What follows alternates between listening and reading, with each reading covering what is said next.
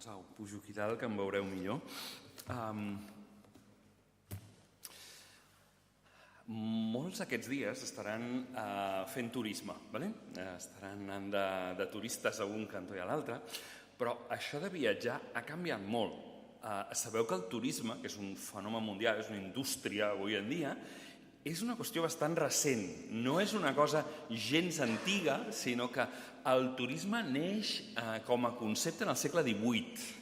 I fins i tot la paraula de turista prové d'un moment de la història on els primers turistes eren viatgers anglesos que anaven a fer el que es denominava el Grand Tour, és a dir, anaven a donar una volta, un tour per Itàlia.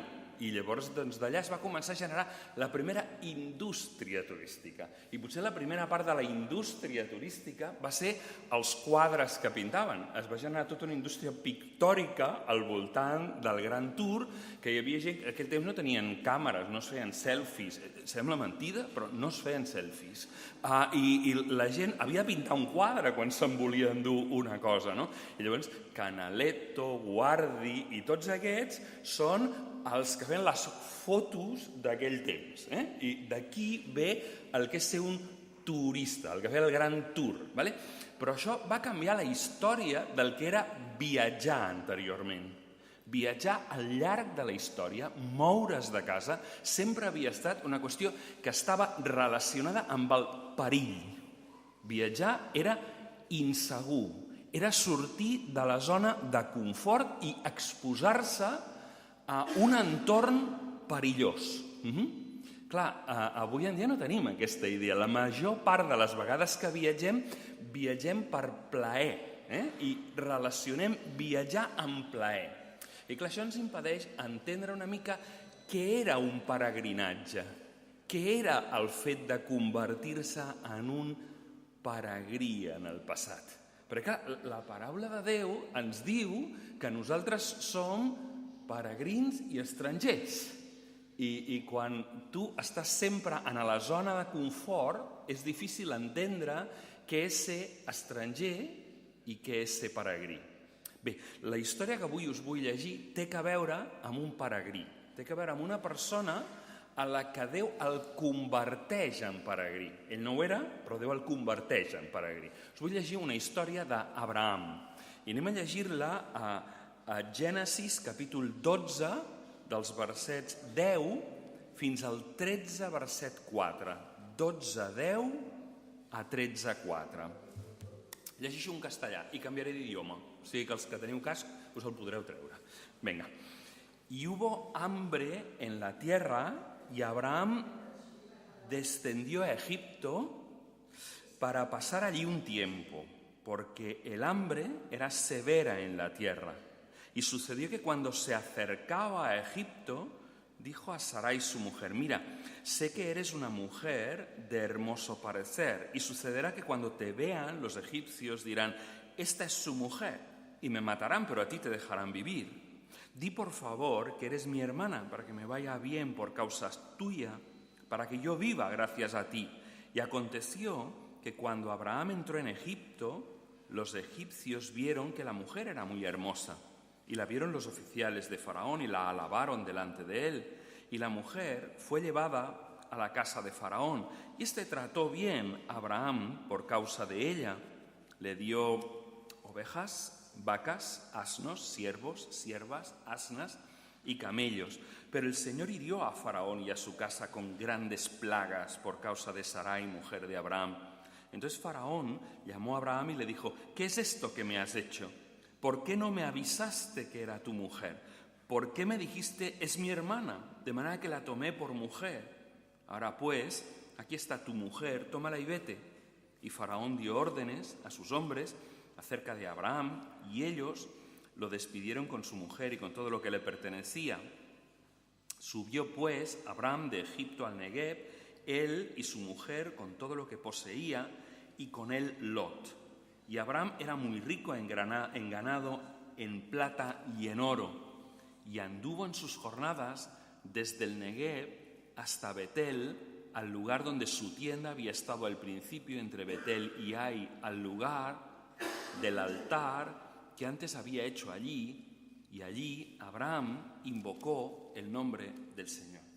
La verdad es que la vida de peregrino tiene que ver con dos elementos que acostumbrarán a estar presentes en la historia de Abraham.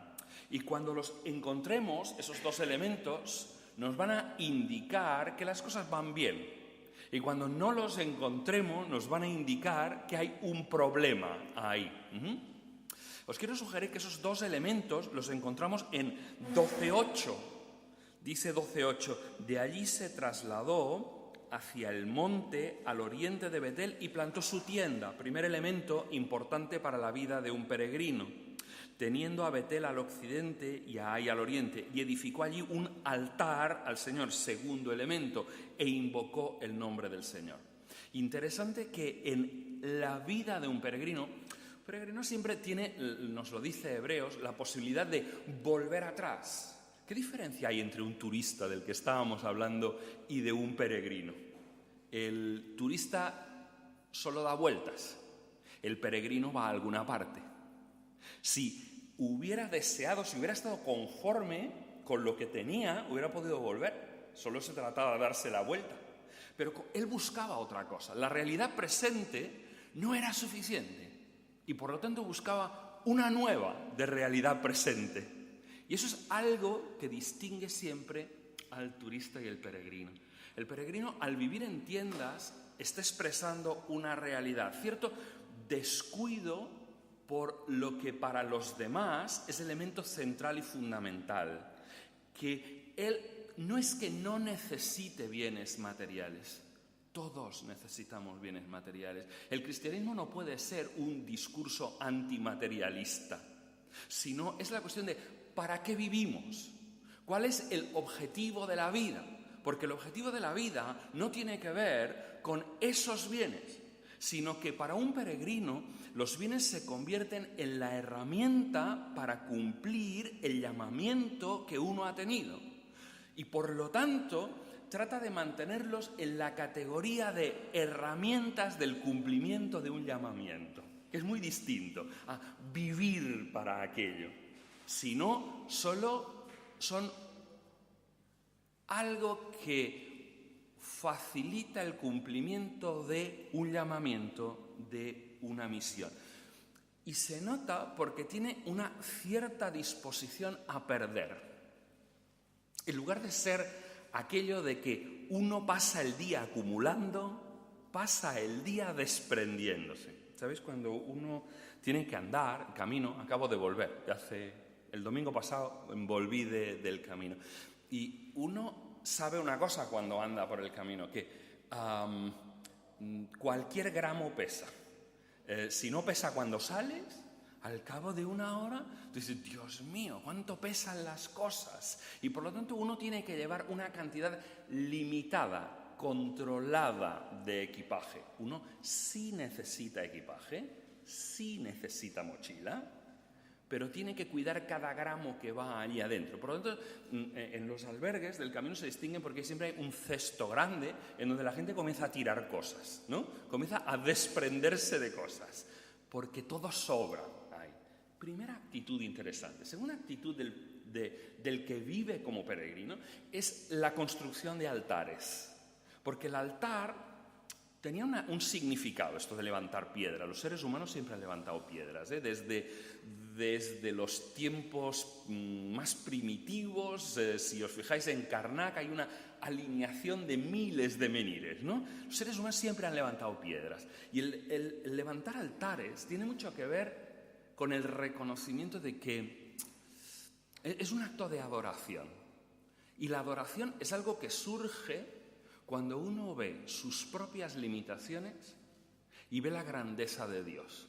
Cuando uno se da cuenta de lo incapaz que es, de lo limitado que son los recursos que uno tiene, cuando ese ser humano que pretende ser totalmente autosuficiente y uno se enfrenta con sus propias limitaciones. A veces la ciudad y el estado del bienestar te esconde tus propias limitaciones. Pero estar en el camino, desprendido de todo lo que normalmente te da seguridad, te vuelve a enfrentar con ese ser humano débil y pequeño que tú eres ante ese enorme entorno que tú no controlas, del cual no tienes ningún poder y fuerza sobre él. Claro, esas son lecciones que a veces, siendo una persona estable, cuesta de aprender. Son lecciones que el turismo no te enseñará nunca. Pero Dios ha querido semejar nuestra vida espiritual, por decirlo de alguna manera, con la semejanza de ser un peregrino. Y la historia de Abraham comienza bien. Acaba de comenzar en los versículos 1, 2 y 3. Y en el 1, 2 y 3, sobre todo en el 2 y 3, la palabra que más destaca es la palabra bendición, bendición, bendición. A nosotros nos gusta escuchar la palabra bendición, ¿no? Pero no solo nos enseña eso, sino que inmediatamente, versículo 10, nos comienza a anunciar el primer problema. Nos comienza a anunciar que en el cumplimiento de las bendiciones que yo recibo para traspasarlas a otros, porque siempre la bendición es algo para traspasar a otros, yo existo para ser canal de la bendición de Dios, no para quedármela. Yo no soy el depósito de la bendición de Dios, sino soy el canal. En ese proceso de ser el canal, ¿qué pasa cuando surgen los problemas? De la vida de Abraham nos enseña tanto los éxitos como los fracasos. Dios ha querido inmediatamente después del inicio retratar el problema y una experiencia de fracaso, que es lo que tenemos en el pasaje que os he leído. Quiero hablaros de algún punto. En primer lugar, quiero hablaros acerca de la prueba de la fe. Abraham se distingue por algo, ¿no? 4 veces en la Biblia dice que creyó Abraham a Dios y le fue contado por justicia. Ese es un versículo clave que si se repite 4 veces es que es importante.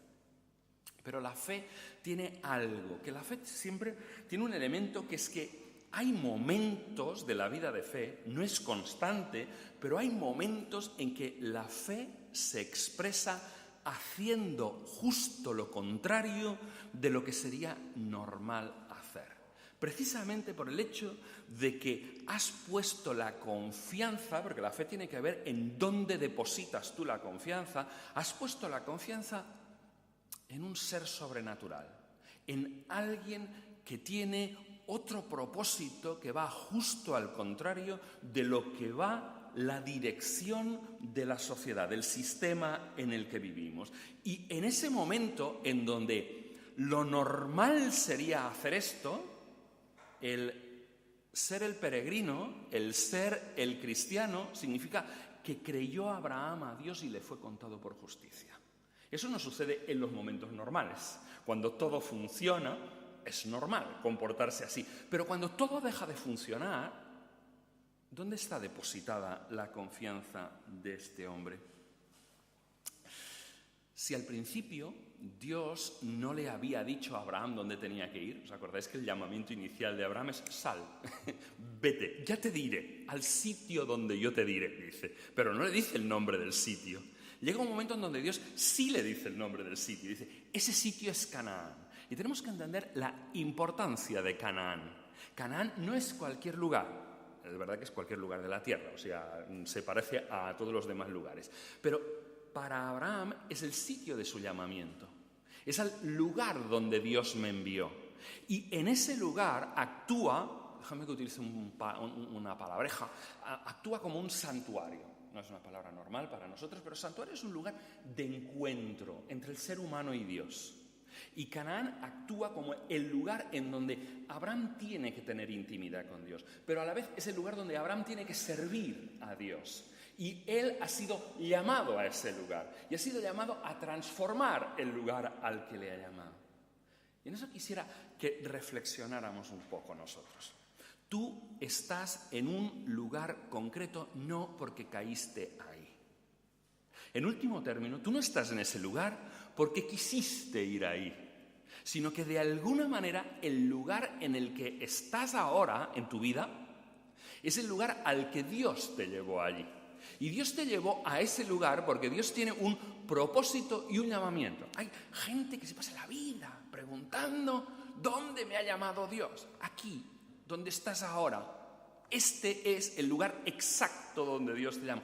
Pero ¿y si Dios quiere llamarme a otro lugar? Te llamará y te llevará. ¿No crees que Dios tiene el poder de ponerte y no te ha llevado Dios a situaciones y a lugares donde tú no esperabas nunca estar? Y no ha dirigido Dios porque no tiene la capacidad Dios de mover a la gente cuando quiere. No está moviendo millones de personas que estaban en Siria, en Irak, en Afganistán y los está llevando a otro lugar. No ha llevado millones de personas de Latinoamérica a Europa.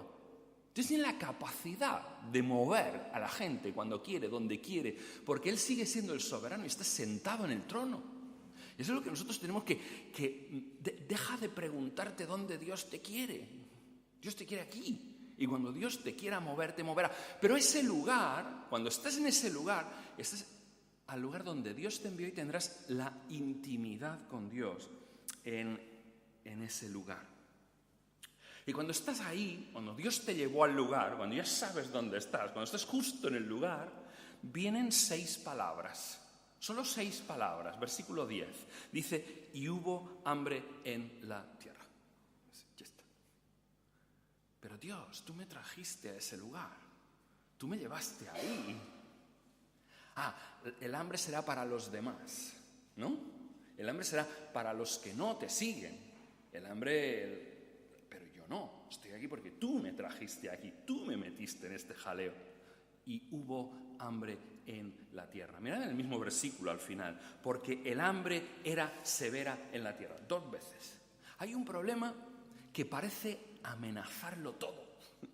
¿Sabéis? Para un pastor que no estoy hablando de un pastor de iglesia, que me estáis mirando mal. Cuando hablo de un pastor de animales, ¿vale? Hay una amenaza ahí. Puede perder el ganado y cuando uno pierde el ganado puede llegar a perder la vida. Estamos hablando de ese riesgo. No estamos hablando de un riesgo menor. No estamos hablando de una cosa que puede pasar o no, sino que te va la vida en ello. Dios le había llevado a Canaán, pero Abraham decide dejar la tierra donde Dios le ha llevado. ¿No parece lo más lógico? ¿No parece lo más normal? ¿No es lo que nosotros haríamos en su situación? ¿No es lo que dice la inteligencia que uno debe hacer? En ningún momento se nos dice en el texto que Abraham consultara a Dios qué debía hacer en esa situación. Abraham consultó con el miedo y con la lógica. Y consultar con el miedo es peligroso. Déjame que ponga solo una cuestión en medio. Creo que Europa, en este momento, para resolver sus conflictos, está consultando con el miedo. Está consultando con la lógica. Lo que pasó este día 23 pasado en Gran Bretaña. Lo que está sucediendo en muchos países de Europa donde hay un crecimiento enorme del populismo, es que delante de riesgos reales o de apreciaciones del riesgo, que son 2 cosas diferentes, una cosa es que a veces hay riesgos reales y existen los riesgos reales, pero a veces es la percepción que tengo del riesgo, como yo miro el riesgo, es muy peligroso cuando nosotros nos dejamos llevar por el miedo. El miedo produce 2 cosas muy malas. O una te paraliza y te impide dar una respuesta. ¿No os habéis sentido nunca paralizados por miedo? O sea, cuando tienes miedo se te paran las piernas. A veces no puedes ni correr, cuando es mucho miedo. Pero otras veces el miedo se transforma en agresividad y en violencia. Son 2 reacciones muy comunes con el miedo. Y ahora el que tiene miedo soy yo, de ver mi Europa transformada por el populismo, agresiva, perdiendo los valores que nos hicieron ser el continente que fuimos. Porque no podemos elegir las dificultades que tendremos, pero sí podemos elegir la respuesta que vamos a dar a esas dificultades que tenemos. Y estamos respondiendo con el miedo. Y es muy peligroso responder con el miedo. Nosotros ya tuvimos un experimento en los años 30 del siglo pasado y respondimos mal. Y tenemos una oportunidad de responder bien. Pero cuando respondemos con el miedo y con la lógica somos un poquito peligrosos. Abraham tomó decisiones basadas en el miedo. Abraham no tuvo en cuenta otros factores. No tuvo en cuenta, por ejemplo, el factor de que si Dios me ha llevado y me ha llamado aquí, es probablemente porque Dios me sostendrá aquí. No entendió que Dios tiene incluso capacidades sobrenaturales para actuar cuando me ha llamado y me ha llevado a un lugar. La fe ha sido puesta a prueba. La prueba comprueba normalmente. La prueba comprueba el material del que está hecho nuestra fe.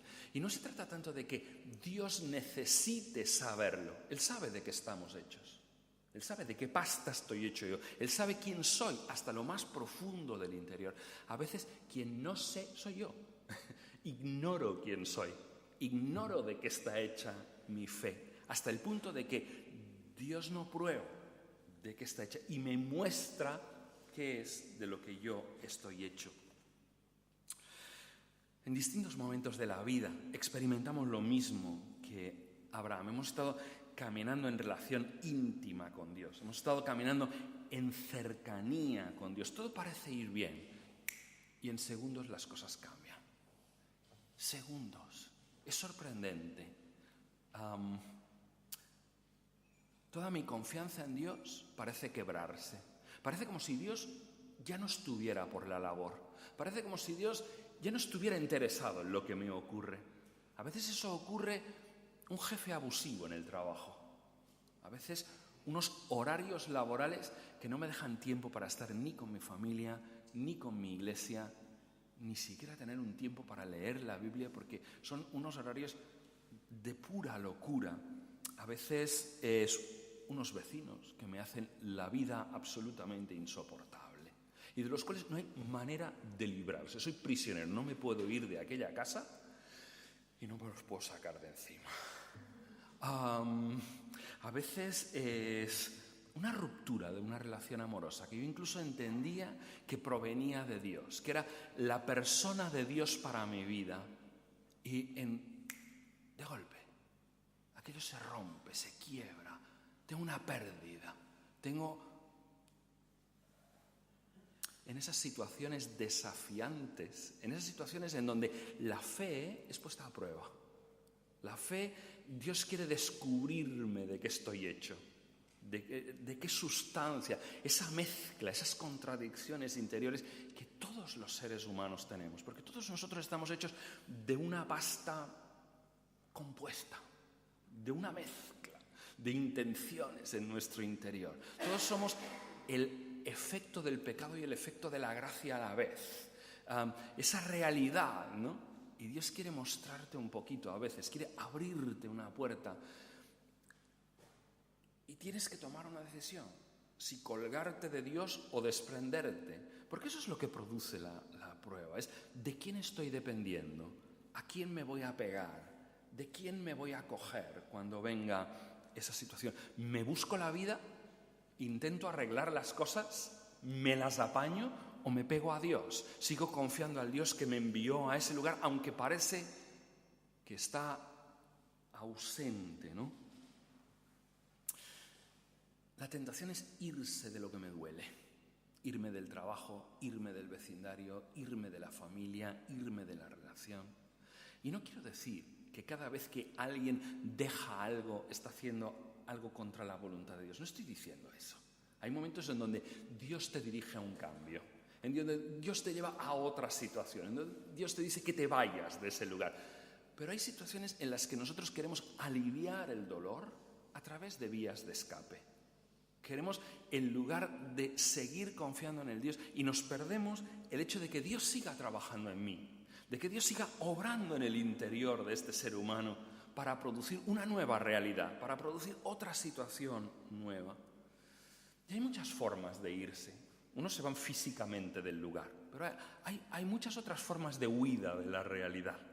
A veces hay gente que se queda, pero que está todo el día de excursión espiritual, está todo el día de viaje fuera, está todo el día con sueños de... a veces los pastores, cuando estamos cansados, tenemos el síndrome del año sabático, ¿vale? El síndrome del año sabático es simplemente una forma de huida pastoral, ¿no? El problema es que te estás escapando del llamamiento de Dios. El problema es que, y el descanso es muy sano, créedmelo, es lo que evita que tengas que llegar a esas cosas. Pero en ocasiones es estar todo el día con los pinganillos de música en la oreja, es entrar en el coche y poner algo de música, es estar todo el día escuchando algo, es llenar la agenda de un montón de compromisos sociales, es todo el día estar de pelis, de videojuegos, incluso una huida a la comida. Hay gente que se está premiando todo el día, ¿no? Como aquello es difícil, está comiendo todo el día. Son formas y vías de escapar de la realidad, de huir de la realidad. Te quedas físicamente en el sitio, pero realmente te has ido. Hay muchas formas de bajar a Egipto. Hay muchas formas de ir a ese lugar, porque Egipto es un estilo de vida, Egipto.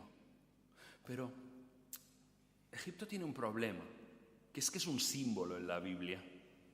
Y Egipto siempre te va a esclavizar. Egipto te va a dar una recompensa inmediata, pero se va a cobrar los plazos durante 50 años. ¿Sabes aquello de comprar la tele y pagarla durante 30 años? Pues pasa algo así, que te va a costar muy caro bajar a Egipto. Solo os quiero hacer pensar en una cosa. Hacemos un poco de teología ahora. Este texto habla de Abraham, pero ¿quién lo escribió probablemente? ¿Quién es probablemente el autor de este texto? ¿Moisés? ¿Y cuándo Moisés escribió este texto? Probablemente lo escribió hacia el final de la peregrinación entre Egipto y la tierra prometida. Ahora imaginad cómo leyeron los primeros autores, los primeros lectores de este texto, lo que estaba sucediendo aquí.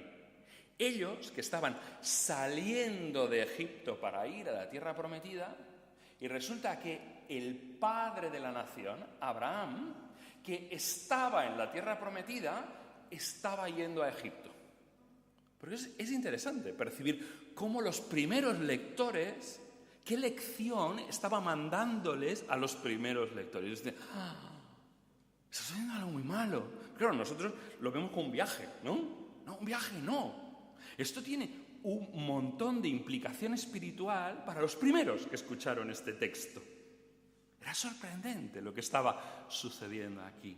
Segunda cosa, el estilo de vida de Egipto. Os hablaba primero de la fe puesta a prueba, ¿no? Ahora quiero hablaros del estilo de vida de Egipto. Ir a Egipto es más que ir a Egipto, es adoptar el estilo de vida. ¿Y sabes lo primero que ocurre cuando llegas a Egipto?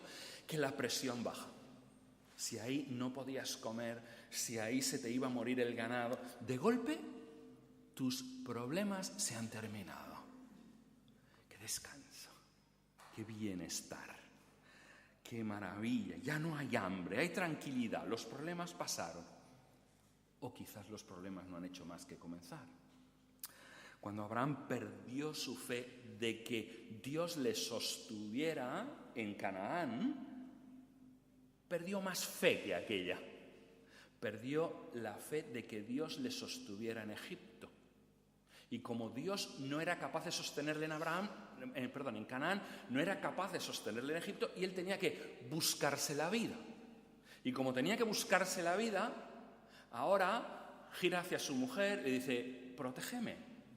Como, mirad el versículo el versículo 13. Di por favor que eres mi hermana, para que me vaya bien por causa tuya. Me tiene que ir bien por causa tuya. Y para que yo viva gracias a ti. ¿Entendéis? En quién comenzaba. Como ya no tenía la confianza puesta en Dios, tenía que apañarse. ¿Entendéis un poquito la presión psicológica que estaba ejerciendo sobre su mujer? Estaba traspasando la confianza en Dios a haz mal, miente para salvarme, para protegerme. ¿Te vas a negar a hacer esto para que yo viva por causa tuya? ¿No serás tú la culpable de mi muerte? ¿Vale? No sé si veis el desajuste que se produce en esta situación. Es una mentirijilla. ¿Qué más da? ¿No? Di que eres mi hermana. Eran familia. No estaba tan mal decirlo. Realmente eran parientes. Una mentira blanca, de aquellas que no hiere a nadie. O sí hiere a alguien. Aquí hay dos bienes en juego. Abraham ve riesgo para la vida, la posibilidad de que puedan matarle, va a vivir entre gente violenta, y otro riesgo que pone en la balanza es quedarse sin su mujer. Porque, ¿sabéis? En aquel entorno, para un nómada, cuando llegaba a un lugar, la forma de hacer alianzas entre los nómadas y los que estaban estables era casando la hermana, ¿no? O casando un familiar con la gente de ahí. Somos familia, decían a partir de aquel momento. Y en aquel momento, ser familia, pensad que Abraham se había ido de su casa, de su familia, ¿eh? Él había perdido lazos. Y restablecer lazos era el estado del bienestar de aquel tiempo. No había ejércitos, no había protección, no había un estado que te protegiera, y quien te protegía era tu familia extensa. Y para tener seguridad, dice, pero está intercambiando su mujer. Pero está perdiendo su mujer. Pero no será a través de esa mujer a través del cual Dios tiene que cumplir el plan, porque no valdrá cualquier otra mujer para cumplir el plan. Es a través de Sara que le será llamada la descendencia. Pero él está vendiendo la descendencia por seguridad. Cuando tenemos miedo, estamos dispuestos a intercambiar cualquier cosa por seguridad. Nuestros valores. ¿No suena nada esto en Europa actualmente? ¿No? Intercambiando seguridad por valores, ¿no? Estamos dispuestos a entregar los valores a quien sea. Pero por favor, dadnos seguridad. Cuando no entendemos que nadie tiene la capacidad de proveer seguridad, que la seguridad absoluta no existe, que la seguridad está en lo más inseguro, en lo menos visible que es Dios. Dios es lo más seguro que existe y lo más invisible a la vez, ¿no? Cuando te desplazas de la comunión con Dios, todo tu viejo hombre vuelve a salir. Cuando te desplazas de la comunión con Dios, estás poniendo en riesgo a la gente que quieres. Cuando tú te pones en el centro y dices, para que a mí no me pase nada de malo, que los otros me protejan incluso a través de hacer el mal. Ahora Abraham ya no sentía la presión, pero toda la presión se la había traspasado a Sara. Y Egipto te enriquece. Egipto te enriquece mucho. Como consecuencia de quedarse con Sarai, el faraón enriquece a Abraham. No tiene su mujer, pero es tremendamente rico. ¿La riqueza es siempre una muestra de bendición? ¿De verdad que la riqueza es siempre una muestra de bendición? Hay gente, no gente, nosotros lo decimos, ¿no? ¿No habéis dicho nunca tonterías como estas que estáis comiendo en casa, en la mesa, y decís, no, a su hermano le ha bendecido Dios mucho, tiene un coche nuevo, tiene una casa nueva? ¿Qué tendrá que ver que tenga un coche nuevo con que Dios le esté bendiciendo? Entonces es normal que tus hijos te miren y te preguntan, mi papá, y a nosotros porque Dios no nos bendice, ¿no? Entonces estás provocando ahí un jaleo de ¿qué es la bendición de Dios? ¿Cómo Dios te bendice? ¿Qué es lo que utiliza Dios para bendecir gente? Solo cuando seguimos leyendo la historia de Abraham nos damos cuenta de el problema de las muchas riquezas. ¿Sabéis? Fueron las muchas riquezas de Abraham y de Lot las que provocaron la separación. Esto está en 13:5. Las riquezas siempre son una bendición. Sabéis que Abraham tuvo un problema grave, ¿no? Un problema con querer tener un hijo sí o sí, no a través de Sara, sino a través ¿de quién? De Agar. ¿Y de dónde era Agar? Era una esclava. ¿Y de dónde venía esa esclava? Era una esclava egipcia. Y no dice aquí que Faraón le dio siervos y siervas.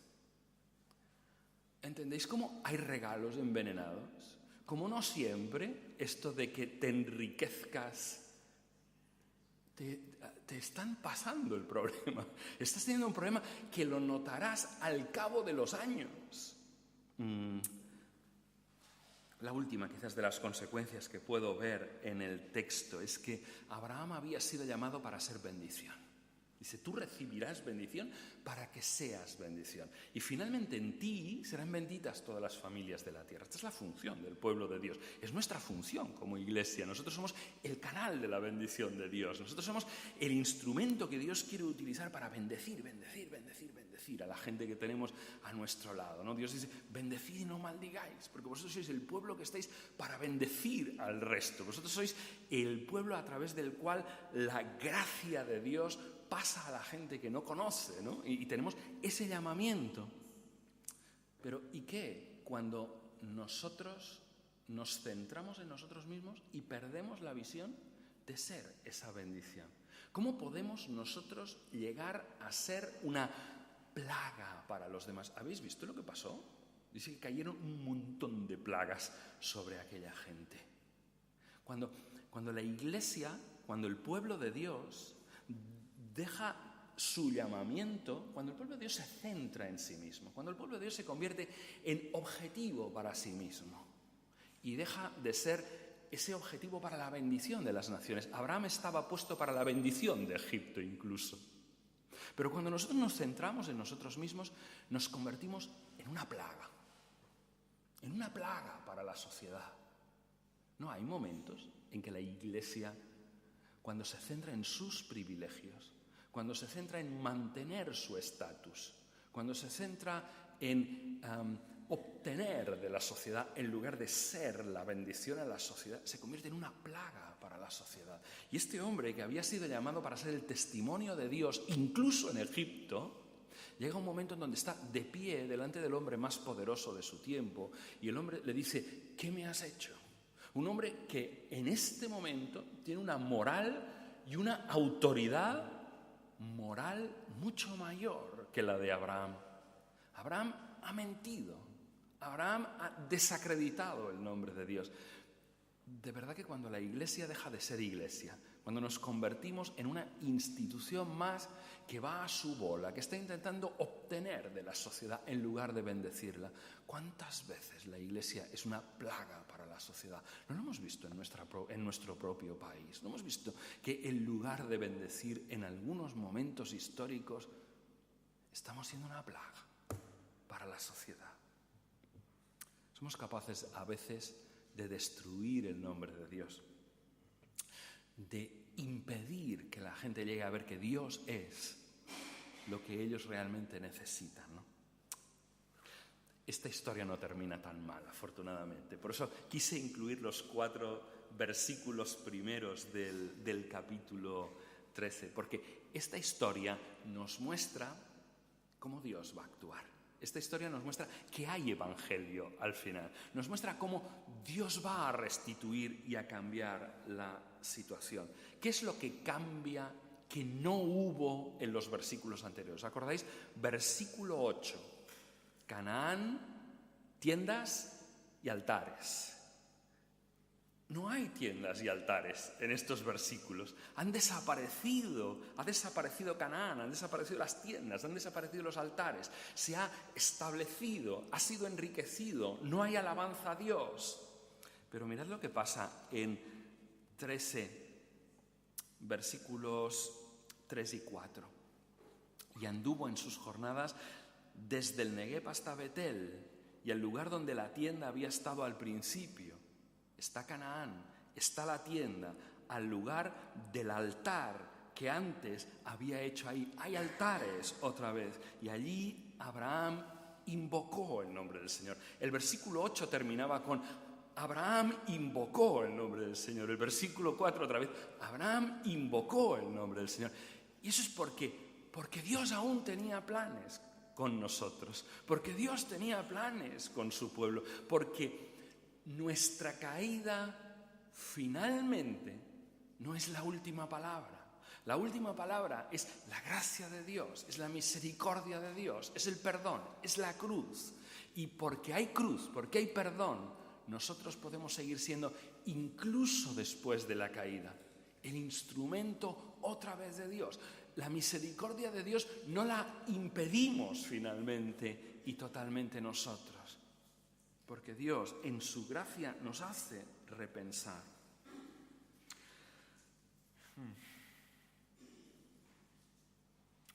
Este pasaje, como os decía antes, estaba escrito para los israelitas en el desierto. Los primeros lectores fueron aquellos israelitas. Y sabes, alguna vez aquellos israelitas por el desierto pensaban, ¿y si volviéramos a Egipto? ¿No nos iría mejor con volver a Egipto? Y la función de este texto es decir, recordad qué es lo que pasó con Abraham cuando estuvo en Egipto, cuando olvidas el caminar por la fe en Dios, cuando comienzas a depender de los recursos que esta estructura que aquí a la que llamamos mundo, ¿vale? El mundo y la sociedad no es lo mismo, es un concepto teológico el mundo, ¿vale? El mundo como concepto de reino opuesto a Dios. Y cuando tú piensas que los recursos del mundo son mejores para solucionar los problemas reales que tienes, que es más seguro que depender de ese ser invisible que al final desaparece y no se sabe dónde encontrarle muy bien, que es mejor repartir trigo que predicar, entonces comienzas a desperdiciar tu vida. Entonces comienzas a perder tiempo. En estos momentos dejas de servir para aquello para lo que tú fuiste llamado. Una última cosa. ¿Sabes que cuando Abraham regresó, muy probablemente el hambre no se había terminado? Hay detalles para verlo. Los pastores de Lot y los pastores de Abraham discutieron por unos pozos. ¿Por qué? Porque probablemente no había agua aún cuando llegaron. A ellos les echaron, no es que se fueran porque el problema había acabado, ¿vale?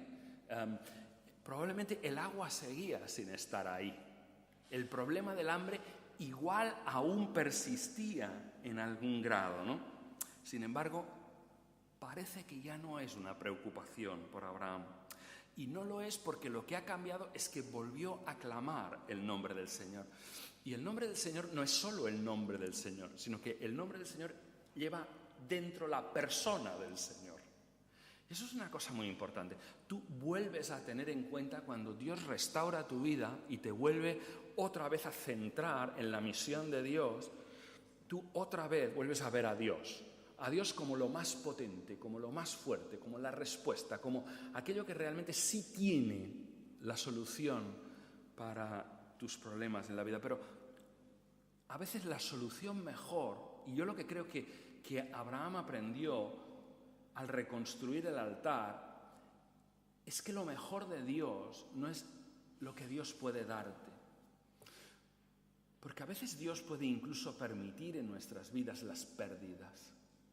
Hay ocasiones en las que, incluso siendo fieles, Dios permite la pérdida de un montón de cosas. Y te puedes encontrar con la experiencia de las manos vacías. Pero cuando tú clamas en el nombre del Señor, cuando tú buscas el nombre, cuando Él es lo más valioso para ti, incluso perdiendo el resto de las cosas, tú descubres que lo más valioso para la vida es Dios mismo. No es lo que Dios puede darte. A veces buscamos la bendición de Dios y entendemos que la bendición de Dios es lo que Dios puede darme. Cuando la mayor bendición de Dios es descubrir todos los beneficios que hay en la persona de Dios. Que aún perdiéndolo todo, porque a veces hay que contemplar esas situaciones y a veces no podemos entender. Pero yo he visto situaciones muy complicadas. Pero cuando te queda Dios, aunque no te quede nada, cuando te queda Dios y tú decides poner esa confianza e invocar el nombre de Dios, te queda lo básico, te queda lo esencial. Tu vida sigue teniendo sentido. Y si tuvieras todo lo demás, pero no tuvieras a Dios, tu vida habría dejado de tener sentido. Y tenemos que darnos cuenta, tenemos que realizar ese descubrimiento, que al final la bendición no es lo que Egipto puede proveerme, ni siquiera lo que Dios puede proveerme, sino Dios mismo que provee esas bendiciones. Y eso es lo que quería esta mañana dejaros. Que Dios os bendiga un montón. Amén.